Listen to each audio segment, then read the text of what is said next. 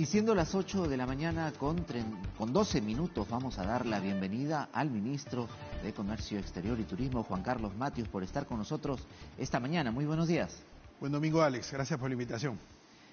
Bueno, usted tiene una importante noticia que dar, este logro que se ha obtenido.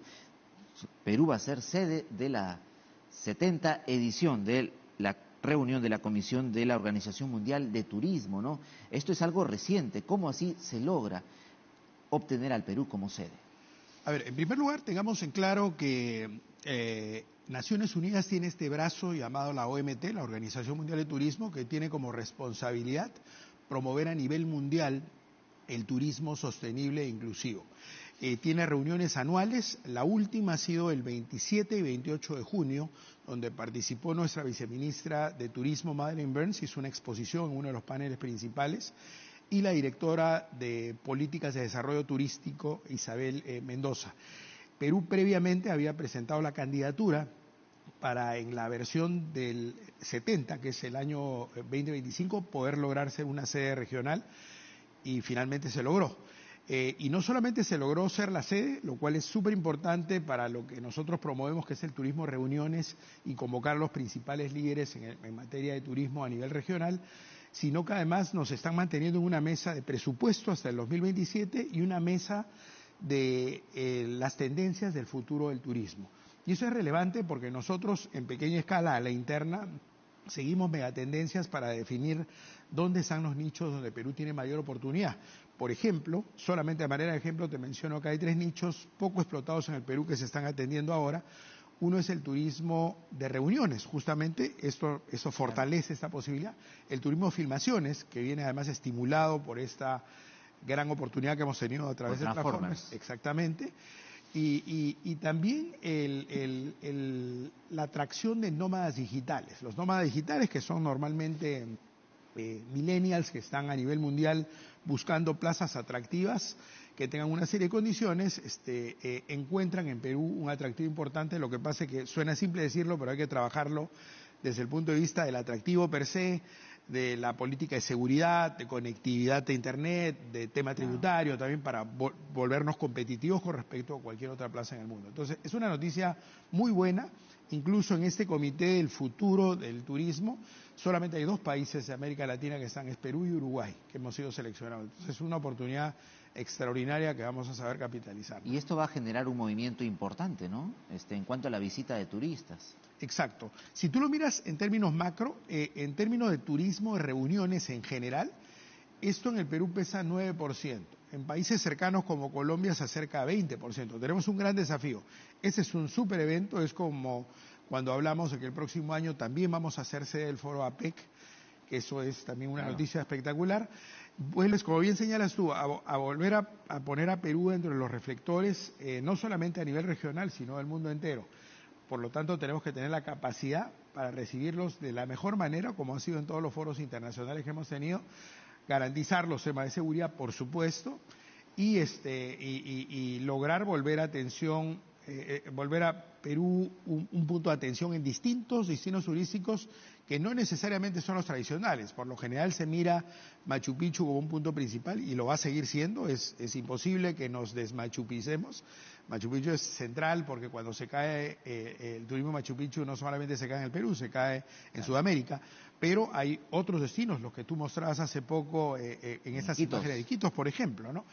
Y entonces esa es una oportunidad brillante para mostrar a un Perú que se va recuperando de esta etapa post-pandemia y que comienza a mostrarse nuevamente con un foco de atención para el turismo a nivel mundial, ¿no? Precisamente el Perú como foco de atención, estaba esta polémica porque no se hacía la entrega de la presidencia pro tempore de la Alianza del Pacífico que nos correspondía desde enero. Sin embargo, esta semana ya se anunció de que se realizará esta entrega de la presidencia pro tempore el 1 de agosto, ¿no?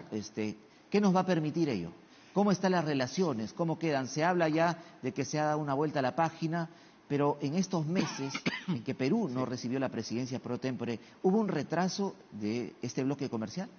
A ver, de hecho no era el mejor escenario porque se perdían algunas oportunidades. Independientemente de eso, y regreso a tu punto, luego lo que se estuvo haciendo a nivel de PROMPERÚ era continuar con la agenda de trabajo, pero de manera bilateral. Es decir, hemos mantenido acciones de promoción de inversiones, turismo y exportaciones hacia Colombia, también acciones hacia Chile y también hacia México. Y es más, veía las expresiones del propio empresariado mexicano en blanco y negro diciendo, nosotros no respaldamos esa posición, nosotros queremos seguir estimulando el comercio y la inversión. Además, cualquier gobernante que legítimamente busca reducir la pobreza, generar oportunidad de empleo, promueve ese tipo de oportunidades, que además fue generada por el Perú en el año 2007. Entonces sonaba un poco extraño que nosotros, habiendo lanzado la iniciativa, ahora seamos excluidos de la presidencia cuando corresponde. Prácticamente el Perú fue el fundador, Sí, ¿no? Totalmente, totalmente. Lo que sí, precisando un poco el punto de tu pregunta, es que sí es cierto que no solamente se tiene que ver el comercio ida y vuelta con estos países, sino cadenas de valor global mirando terceros países.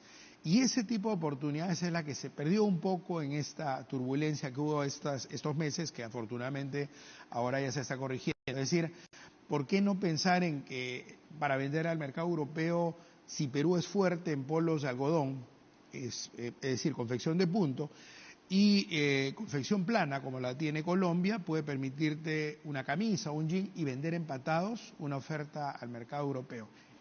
O por qué no vender productos agrícolas que por estacionalidad somos complementarios con Chile y con Colombia y vender entre los tres, o México también, al mercado chino. Ese tipo de oportunidades que se llaman cadenas globales de valor también se explotan y este marco de la Alianza del Pacífico ayuda a eso y por lo tanto ponerle esa turbulencia en el medio nos complicó promover ese tipo de iniciativas. Ahora se recupera, ¿no? Ahora se recupera, se habla de una nueva etapa de la Alianza del Pacífico luego de estos 6 meses algo no tan buenos, pero sin duda, ¿a dónde va a apuntar la presidencia pro tempore de nuestro país, no? Sin duda ha habido proyectos que quizás no se han podido echar a andar, que se esperaban quizás desde enero y ahora desde agosto. Sí, justamente ese tipo de iniciativas, y no digo que sea lo único, pero una plaza principal es el mercado asiático. Asia se ha convertido en uno de los socios más relevantes para el Perú, no uno de los socios, el socio más relevante para el Perú y China en particular. Es decir, esta recuperación del espacio de la Alianza del Pacífico permite explotar ese tipo de oportunidades, no necesariamente o no exclusivamente mirándonos entre nosotros, sino de cara al mercado asiático. Digo, no es exclusivo porque obviamente tenemos Europa, tenemos el mercado de Norteamérica y tenemos la propia región latinoamericana. Y teniendo en cuenta además que Perú tiene una fortaleza sobre el resto de países en América Latina, que es que tiene una estructura comercial muy bien distribuida y muy bien diversificada. Es decir, tienes hasta hace poco cerca de 25% en Norteamérica, con énfasis en Estados Unidos, cerca de 25% en Europa, cerca de 25% en Asia, con énfasis en China, y cerca de 25% en América Latina. Decía hasta hace poco porque últimamente Asia ha tomado mayor relevancia, pero en términos generales tenemos una torta comercial bien distribuida. Entonces eso nos permite trabajar con varios mercados en simultáneo, razón por la cual somos uno de los países de mejor performance en materia de crecimiento exportador a nivel de América Latina y del mundo. Y eso se refleja también en las cifras de crecimiento económico, ¿no? Sí. De exportaciones. Totalmente. Es decir, hay una correlación entre crecimiento exportador, crecimiento de la economía, que es subida del PBI, y desarrollo económico, que es subida del PBI con indicadores de bienestar, reducción de la pobreza. Esa estadística existe, hay econometría que pone en evidencia que eso es así. Por lo tanto, como bien tú señalas, lo importante es ver cómo se refleja en esos números y cómo esos números generan mayor empleo, que es lo que más le preocupa al país, ¿no? El problema mayor del país es reducir la pobreza y la pobreza se combate generando empleo, ¿no? Uno de los sectores más golpeados por la pandemia, también por los casos del niño costero, ha sido el sector turismo, ¿no? Sin duda. Sin embargo, se viene tratando de reactivar este sector a través de estos fines de semana largos, ¿no? Sí. Hace muy poco, San Pedro y San Pablo. Exacto. ¿Cómo vamos en torno a la reactivación del turismo? Y se viene ya dentro de poco las fiestas patrias. Exacto. A ver, el turismo interno, que es al que estás haciendo alusión, pesa más o menos 55% del total del turismo. Obviamente el resto es el turismo del exterior hacia acá. En el turismo interno las noticias son saludables, es decir, en términos gruesos, si el año pasado, 2022, se llegó más o menos a 27 millones de viajes, no viajeros, sino viajes, en este año estamos aspirando a superar los 34 millones. En parte por las campañas que tú mismo señalas. Cuando entras a ituqueplanes.com o cuando entras a ver las promociones de Visita el Sur o lo bueno de viajar, y cuando miras los paquetes turísticos que se han mostrado para 28 de julio, por ejemplo, ves una iniciativa donde, ok, Mincetur la promueve, Promperú la promueve agresivamente, pero hay una participación del sector privado súper importante. Entonces, si miramos estas fiestas de ahora, que cierran el día de hoy, por ejemplo, se estima que el total de movimiento ha sido 550.000 viajeros. No es poca cosa, es una subida de cerca de 20% con respecto al año pasado, y eso supone un movimiento económico por todo concepto que sumaría más o menos 75 millones de dólares. Si miras San Juan, que acaba de pasar, que ha estado full, que lo mostrabas en parte del video, porque Iquitos fue evidentemente una de las zonas más atractivas, también hubo un movimiento importante, un crecimiento con respecto a la versión del año pasado. Entonces, se movieron 100.000 visitantes aproximadamente, la mayoría obviamente locales, pero mucho de turismo de Lima y otros puntos del país, y un porcentaje menor de turistas del extranjero que también vino. Pero eso no es casual, son promociones que no solamente tienen que ver con los fines de semana, sino que en el caso, por ejemplo, del Inti Raymi, tocando otro ejemplo, Promperú estableció un acuerdo con una productora norteamericana por primera vez en la historia, que ha venido al Inti Raymi a filmarlo y lo está pasando en 10 canales de señal abierta en Estados Unidos en espacios de minuto y medio, 2 minutos. Lo que te quiero decir es que no es gratuito, hay un esfuerzo promocional permanente del Estado y se suman las empresas con ofertas y promociones importantes. Este esfuerzo también es lo que permitió hace unos años la filmación de Transformers, sí, ¿no? Y que se espera un impacto que todavía se empezará a notar con fuerza el próximo año, ¿no? Luego del estreno de esta película de Hollywood, ¿no? Correcto. Nosotros hemos tenido reuniones incluso en todo el proceso a través de Promperú y personalmente con la gente de Paramount, que es la compañía norteamericana que monta esta película. Ellos estiman que se va a llegar a nivel mundial a cerca de 150 millones de personas que van a visitar la película. Es decir, no es una película de un segmento particular, sino es masiva, ¿no? Y en el Perú se hizo una estimación de que se podía llegar a 3 millones de visitantes, y el indicador primero que se usa es el día de lanzamiento, que fue el 7, y el primer fin de semana. En ese lapso se superó el millón. Hoy día estamos sobre los 2 millones, con lo cual vamos a superar los 3 millones, con lo cual se volvería una de las 4 películas más taquilleras.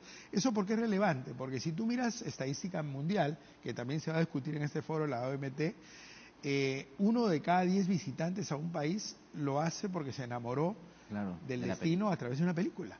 Entonces, es súper relevante. Y yo, para sorpresa mía, incluso a pesar de ser responsable del sector, más pega cuando es una película que cuando es una serie, porque Perú también ha estado en series que ha tenido un efecto, La Reina del Sur, por ejemplo, pero la película es súper relevante. Como bien dices, ese año y el siguiente va a tener un impacto importante. Ahora, se hablaba de una nueva película, ¿no?, que se grabaría en nuestro país, Paddington en Perú, del osito, ¿no?, que también ha logrado bastante captación. Sin embargo, ya ahora hay cineastas que están criticando que no se han dado las facilidades, que ahora el 80% de la película se grabaría en Colombia, por temas principalmente de impuestos. ¿Es eso cierto?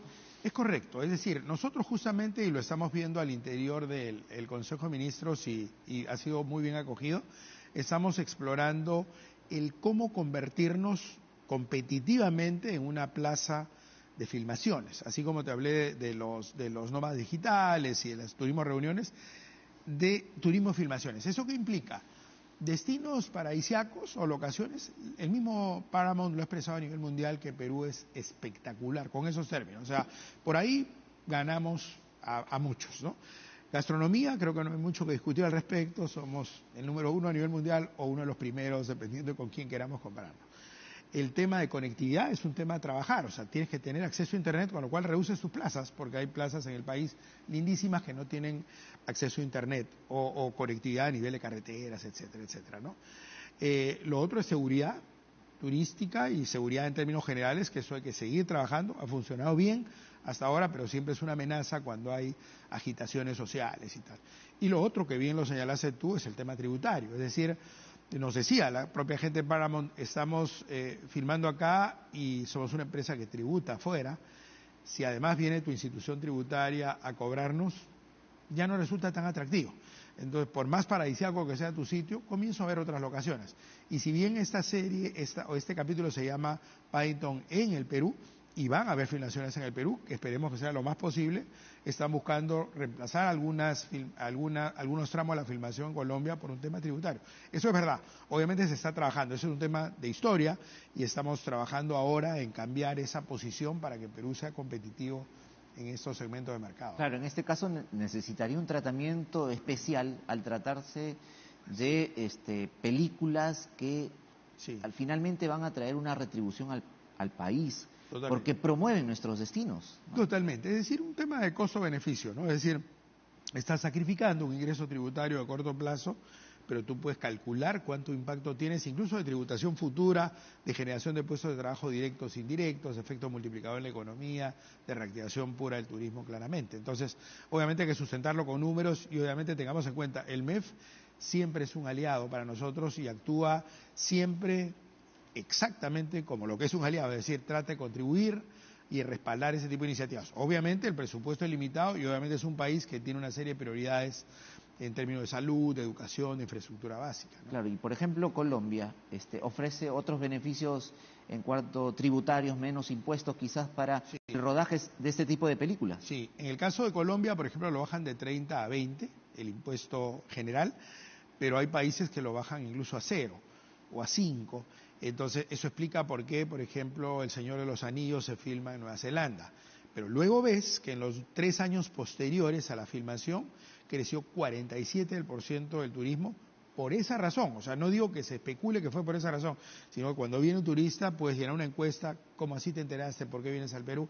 Y lo declara. En el caso de Nueva Zelanda creció 47%, que es tremendamente importante. Y en el caso de nosotros, ¿cuánto estamos cobrando de impuestos a estas producciones, a estas filmaciones? El día de hoy lo mantenemos en un 30, que es lo que tiene el país, y eso es lo que hace poco atractivo por ese frente. Gracias a Dios, aún con esas condiciones, si un Paddington, si una Reina del Sur, si esta filmación de turismo de la calle que pasa en Netflix se filmó en el Perú, es porque hay bastantes atractivos.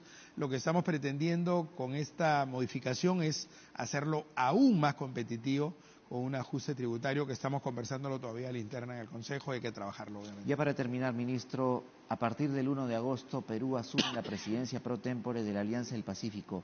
¿Qué es lo que se va a esperar de aquí para adelante? Sí, de hecho un crecimiento en el comercio, en el turismo y en las inversiones. Recordemos que se está reactivando la inversión pública, eso es una excelente señal de parte del Estado hacia el país en su conjunto, pero la inversión pública pesa 20%, la inversión privada pesa 80%, por lo tanto el gran desafío para nosotros es cómo recuperar 2024 hacia adelante los niveles de inversión. Y te hablo de 2024 hacia adelante porque este año tendremos una caída, básicamente por la caída de los proyectos mineros. Entonces, no solamente estoy pensando en minería, sino en todos los sectores de la economía donde se requiere inversión. Y una plaza de interés, sin duda, es la propia Alianza del Pacífico. Entonces, y va por ese lado, va por el turismo, donde también tenemos la expectativa que el propio 28 de julio vengan 1.4 millones de visitantes, se mueva 178 millones de dólares, es decir, estamos remando en todos los frentes. La alianza es un bloque tremendamente importante y por lo tanto la recuperación de la presidencia pro tempore juega a favor de Perú, ¿no? Muchas gracias por haber estado con nosotros, ministro Juan Carlos Matius, titular de Comercio Exterior y Turismo esta mañana. Muy amable. Muchas gracias, Alex. Un abrazo. Bien, a continuación nos vamos a ir a una pausa, pero no se muevan porque estaremos regresando.